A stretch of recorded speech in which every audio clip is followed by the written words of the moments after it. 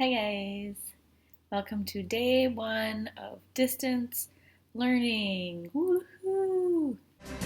'Cause I can't lose if I keep learning. I'm learning. I miss you guys. I just want to talk to people. So today we're going to be learning about how to multiply and divide radicals. If you guys want to follow along, you can download the notes that are posted on Schoology 9.2, I think. I know a lot of you guys have already tried this and finished the assignment, so good for you. You're already on track. Okay, so let's jump into the notes, and you guys let me know if you have any questions through either email or if you want to stop by during my office hours, we can do that too. All right, here we go. So, example number 1, we're multiplying and dividing radicals. And so basically what we're going to do that is we're going to multiply the coefficients, so the numbers in front of the radical, and we're going to multiply the radicands, which is the numbers inside the radical. So we're going to do those separately. Okay? So, we're always also going to make sure that the radicals are simplified at the end. Now, if you want to simplify the radicals before you do your multiplying, that's okay. I personally have found that if you simplify the radicals at the beginning, you might also have to simplify them at the end. So I personally would rather just simplify them all at the end because, then I don't have to simplify them twice. Okay, so for example number 1, guys, we've got square root of 2 times square root of 3. Really, it's kind of not that difficult. You're just going to multiply the 2 times the 3, which is just square root of 6. And I cannot simplify square root of 6, so I am done. Cool. Any questions? Let me know if you have any questions. It's really hard not being able to answer your questions right away. It's not ideal, but make sure you guys are reaching out to me if you are having questions, okay? Number 2, we've got some more complicated ones now. We've got the coefficients here, 3 and 5. So if I multiply those, I get 15. And then the radicand, the 6 times the 7, that would be square root of 42. Now I have to think a little bit to see if I can simplify square root of 42.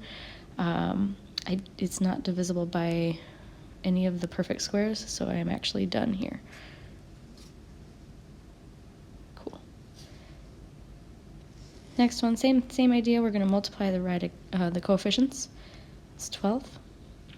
And then multiply the radicands. So 8 times 2 is 16. Now this one I can simplify because I know what the square root of 16 is.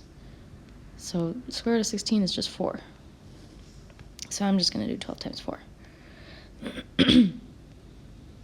Done. Next one, same idea. 4 times 2 is 8. And then 8 times 10 is 80. Now I have to think to myself, can I simplify the square root of 80? And I know that I can. I think a lot of people might choose 4 times 20, but there's actually a higher number, a higher perfect square that we can do. Oops, this looks ugly. Let's move it down a little bit. So the 8 stays out in front, but 80 I can break up into 16 and I think 5. Let me just double check. 80 divided by 16. Yeah. So again, guys, remember that when we're simplifying, we were trying to find the highest perfect square, which is why I had to choose 16 and not 4. So now, if I simplify that, that's 4 root 5, which is going to be 32 root 5. Ta-da! So that's the multiplying. We'll go through dividing here in just a bit. All right, so let's do some dividing ones. Now it's kind of the same rule.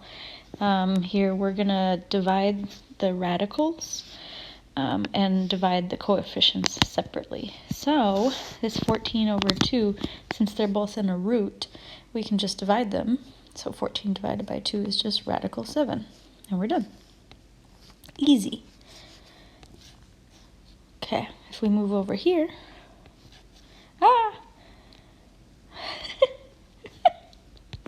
struggle. Alright, if we move over here, we got 100 over 5, so 100 divided by 5 is just the square root of 20. Now this one I can't stop there because I can simplify radical 20. Because I know that it's divisible by 4, which is a perfect square. So I'm separating it. 4 times 5 is 20, so that would be 2 radical 5. And I'm done. Now I could have simplified the square root of 100 first. That would have been 10. 10 over radical 5. But then it's not in a radical anymore, and then I can't divide them. So I wanted to divide first because they were both in a radical first. So I suggest doing that. Cool. Last example, we've got 2 parts here. First of all, 12 divided by 5, I can't simplify that. But let's divide the radicals and see kind of what happens here. All right. 75 divided by 3 is 25. So we've got 12 times the square root of 25 over 5. And that simplifies to 12 times 5 over 5, which is the same as 60 over 5, which is just the same as 12. So my answer is 12. Now I could have looked right here and saw that there were 2 5s and canceled them out. If you ever notice that, feel free to do that, but you don't have to. You can just do your multiplying and then divide. Either way, you get 12.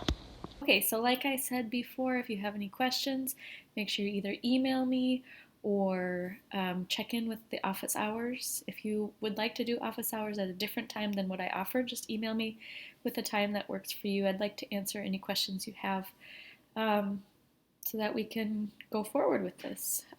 So yeah, have a great day today, guys, and work on that 9.2 assignment now.